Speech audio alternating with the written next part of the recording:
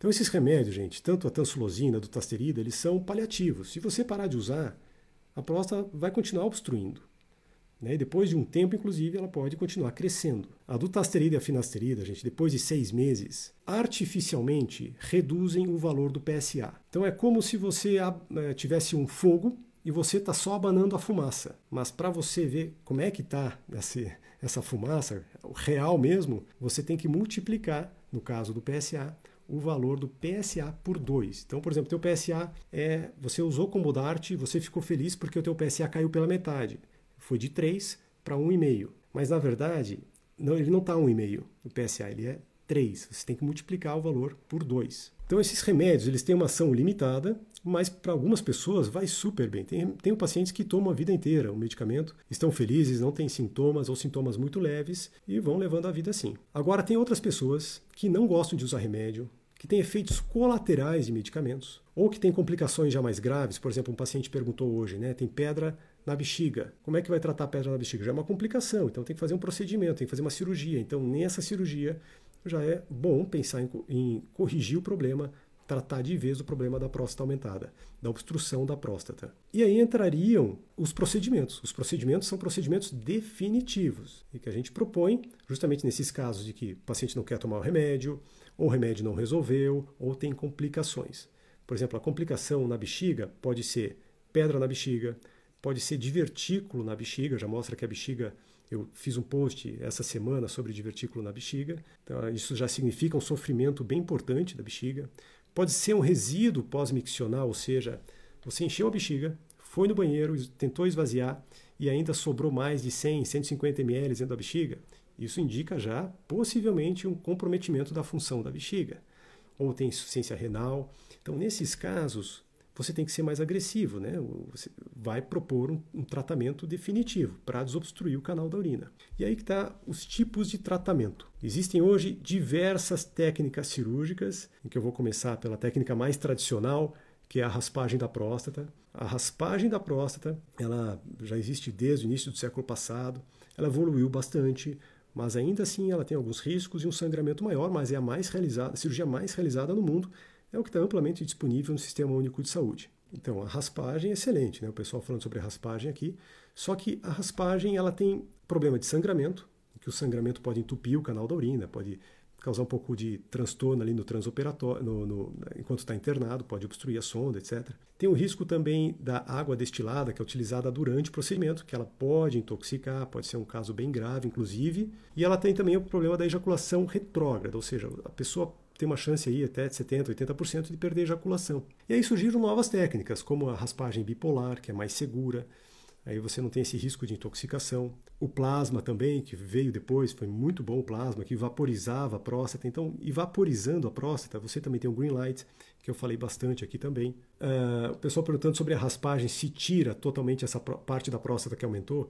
A raspagem, a ideia é tentar tirar, mas normalmente acaba sobrando. Então, por isso a recorrência até da raspagem, ela é um pouco maior, tem de 5% a 7%, alguns falando até de 10% em 10 anos. Daí surgiu uma outra técnica, que é a enucleação da próstata. Antigamente, para próstatas muito grandes, próstatas acima de 80 gramas, se indicava já fazer a prostatectomia, ou seja, a retirada dessa parte da próstata que cresceu, não é retirada completa da próstata não, por uma cirurgia aberta, por corte, e nesse caso tinha que abrir a bexiga e com o dedo se tirava toda essa parte da próstata que cresceu. Imagina que você tem uma bergamota, uma tangerina, e você então vai rente a casca e descolando toda a goma, até o finalzinho dela, e depois puxa toda a goma, então a próstata ficaria, entre aspas, oca.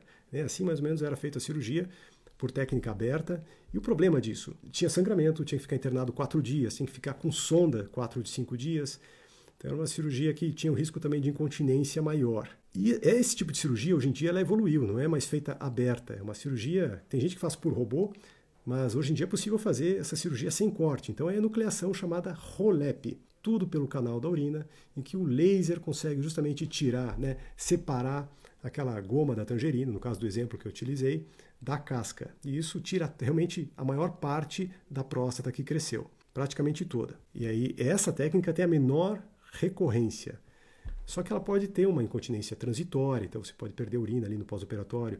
Inicialmente costuma ser transitória, não é para ser definitiva. E ela também tem alta taxa de ejaculação retrógrada. Gente, quando a gente fala de ejaculação retrógrada, é algo muito importante para muitos homens. Para as mulheres, não, nem tanto. Mas para os homens, mais da metade dos homens se importam muito em perder a ejaculação. E isso afeta diretamente a satisfação sexual. E pode desenvolver, sim, a disfunção erétil por causa disso, né? Quanto maior a gravidade dos sintomas de próstata aumentada, quanto mais sintomas você tiver, maior a chance de você também desenvolver, além da ejaculação retrógrada também, pela próstata aumentada, mas disfunção erétil. Aí, recentemente, ano passado, surgiu essa nova técnica que é o Rezum, a vaporização. Essa injeção de vapor da próstata, ela entra numa categoria chamada MISTs, que são cirurgias ultra minimamente invasivas, que são cirurgias que procuram preservar a função sexual e, ao mesmo tempo, desobstruir o canal da urina. E aí entraria o iTind, entraria o Urolift, que são âncoras que são colocadas na próstata, e o Rezum.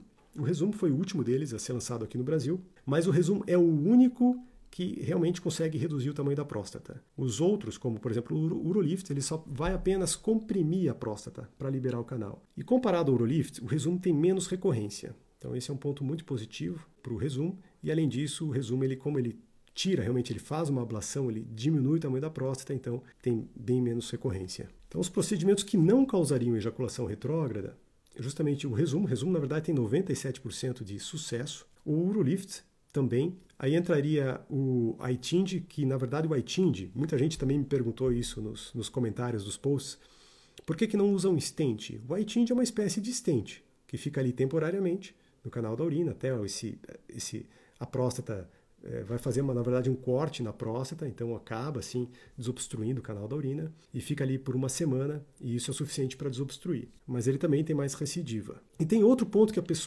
vocês me perguntam bastante, é sobre a embolização. A embolização, muita gente hoje em dia ainda faz. O que é embolização? A embolização vai pegar uma artéria, normalmente a artéria femoral da coxa, e por lá ele vai sendo guiado por um raio-x para você ver qual artéria que você está indo, e vai procurar obstruir as artérias que irrigam a próstata. Então você vai, na verdade, tirar sangue da próstata e com isso você espera matar células e reduzir o tamanho da próstata. Quando você lida com a artéria, é mais invasivo até do que lidar com o canal natural da urina, com o canal com a uretra. E a recorrência também acaba sendo muito maior. A recorrência da embolização chega a 20%, 30% dos casos. Então, quando eu falo de procedimentos ultra minimamente invasivos para preservar a eliminação seminal, eu falo mais sobre o Rezum ou Urolift.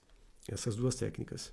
Gente, falando um pouco sobre custo, né? Primeiro eu vou falar acho que as vantagens do Rezum são muito importantes de eu comentar aqui, porque como o Rezum é uma novidade, chegou no Brasil, na verdade a gente foi o último país da América Latina a receber o Rezum no ano passado, e o Rezum já existe nos Estados Unidos desde 2012, mas foi aprovado na FDA em 2015, então eles têm muita experiência lá, é feita no consultório, inclusive, e é um procedimento que você pode fazer com sedação.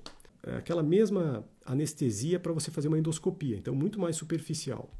É um procedimento rápido, eu consigo visualizar bem, e a ideia é injetar um vapor na temperatura certa, numa pressão correta, e esse vapor ele vai se difundir no meio das células e ele vai agir por 2 centímetros cúbicos, ou seja, 2 ml. E eu faço várias injeções no mesmo procedimento, dependendo do tamanho da próstata, dependendo da uretra, dependendo do formato da próstata, eu vou fazer várias injeções. E essas injeções, então, injetando o vapor, agindo por 2 centímetros cúbicos, eles vão matar essas células e com o tempo, que pode demorar de 1 a 3 meses, essas células vão ser reabsorvidas e isso vai liberar o canal da urina. O paciente vai para casa logo depois e vai com uma sonda que pode ficar ali de 3 a 5 dias. Em alguns casos, próstatas muito maiores, pode ficar até um pouco mais. Mas pacientes não reclamam disso, porque não é doloroso. E é uma sonda que você coloca dentro da roupa íntima, não fica aparecendo. Então você sente vontade de urinar, vai esvaziar e segue a vida normal. Depois a gente tira isso no consultório. E aí já o resto das atividades você já pode fazer tudo normalmente. Então o retorno à atividade física, às atividades habituais, é bem mais rápido.